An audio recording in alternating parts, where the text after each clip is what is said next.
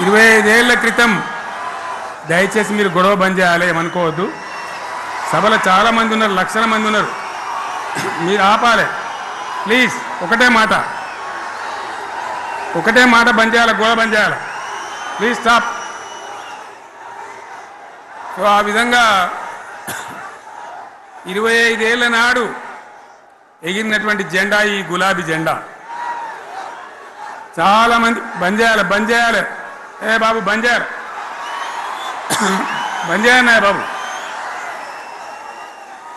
ఆ రకంగా ఎగిరిన జెండాను ఎందరో అవమానపరిచింది, ఎన్నో మాటలు అన్నారు, ఎగతాళి చేసిండ్రు, అవహేళన చేసిండ్రు.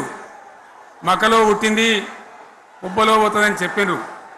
కానీ ఈ జెండా మీ అంధకారంతో, అనేక మంది త్యాగాలతోని, వందలాది మంది ప్రాణ బలిదానాలు కూడా చేయడంతో, అనేక ఉద్యమాలతోని యావత్తు తెలంగాణనే ఒక అద్భుతమైనటువంటి ఉద్యమమై ఎగిసిపడి ఒక సమయం ఎట్లా వచ్చింది, ఒక సమయంలో అంటే తెలంగాణ యావత్తు ఒక పక్కన నిల్చొని బరి గీసి బిడ్డ నా తెలంగాణ అక్కడ పెట్టు అని చెప్పి నిలబడ్డటువంటి సందర్భం మనందరం కూడా సృష్టించినాం.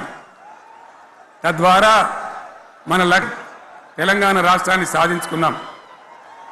ఆ తదనంతరం ప్రజలు దీవిస్తే 10 సంవత్సరాల పాటు అద్భుతమైనటువంటి దగదగలాడే తెలంగాణ తయారు చేసి అందరూ బిత్తరపోయే విధంగా, ఆశ్చర్యపడే విధంగా బ్రహ్మాండమైన తెలంగాణ నిర్మాణం చేసుకున్నాం.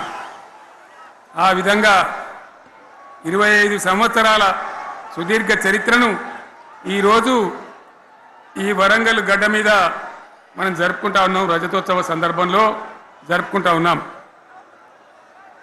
చాలామంది చాలా రకాల ప్రయత్నాలు చేసినారు. ఇక్కడ కూడా ఇప్పుడు కూడా బ్రహ్మాండమైనటువంటి ప్రయత్నాలు చేస్తూ ఉన్నారు. నేను ఒక్కటే మాట చెప్తా ఉన్నా, ఈ గడ్డకు ప్రత్యేకత ఉంది. ఇది రాణి రుద్రమ్మ ఏలిన వీరగడ్డ, సమ్మక్క సారక్కల పోరుగడ్డ, బమ్మెర పోతన కవితా మాధుర్యం పండించినటువంటి జీవగడ్డ.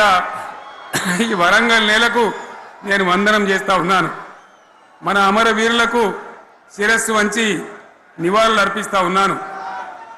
1969లో మూగబోయిన తెలంగాణ నినాదానికి తిరిగి జీవం పోసింది ఈ గులాబీ జెండా అని మీ అందరికీ నేను మనవి చేస్తూ ఉన్నాను. ప్రజలు పరిపాలన అప్పగిస్తే విధ్వంసమైన తెలంగాణను వికాసమ పథంలో నడిపించింది ఈ తెలంగాణ. దానికి కూడా ఈనాటి కరెక్ట్గా 25 ఏళ్ళు నిండుతూ ఉన్నాయి. ఆనాడు కొండా లక్ష్మణ్ బాపూజీ గారు ఆశ్రయం ఇస్తే ఏప్రిల్ 27, 2001న జలదృశ్యంలో టీఆర్ఎస్ ఆవిర్భావం తెలంగాణ చరిత్రనే మలుపు తిప్పిన ఒక మహోజ్వల ఘట్టం. పదవుల కోసమో, కులం కోసమో, మతం కోసమో, వ్యక్తుల కోసమో పుట్టలేదు ఈ గులాబీ జెండా. ఇది తెలంగాణ సాధన కోసం పుట్టింది. పదవి త్యాగాలతోనే మన తెలంగాణ ప్రస్థానం ప్రారంభమయ్యింది. అది ఫలించి మన స్వంత రాష్ట్ర కళ కూడా నెరవేరిందని నేను మనవి చేస్తూ ఉన్నా. ఆనాటికి అలుముకున్నటువంటి చీకట్లను పారదోలడానికి, విశ్వాసం కల్పించడానికి, ఆత్మవిశ్వాసాన్ని పెంపొందించడానికి నేను ఒక మాట చెప్పిన ఆ రోజు మీ అందరికీ కూడా గుర్తుండాలి.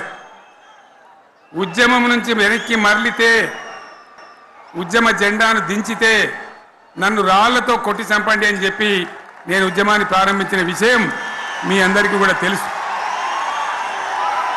ఆ తదనంతరం జరిగినటువంటి స్థానిక పంచాయతీ ఎన్నికల్లో, ఆ తదనంతరం జరిగినటువంటి సిద్దిపేట ఉప ఎన్నికలో ప్రజలు బ్రహ్మాండంగా ప్రాణం పోసి ఊపిరిలిదితే అద్భుతంగా ఉద్యమం ముందుకు పురోగమించిన విషయం మనకు తెలుసు.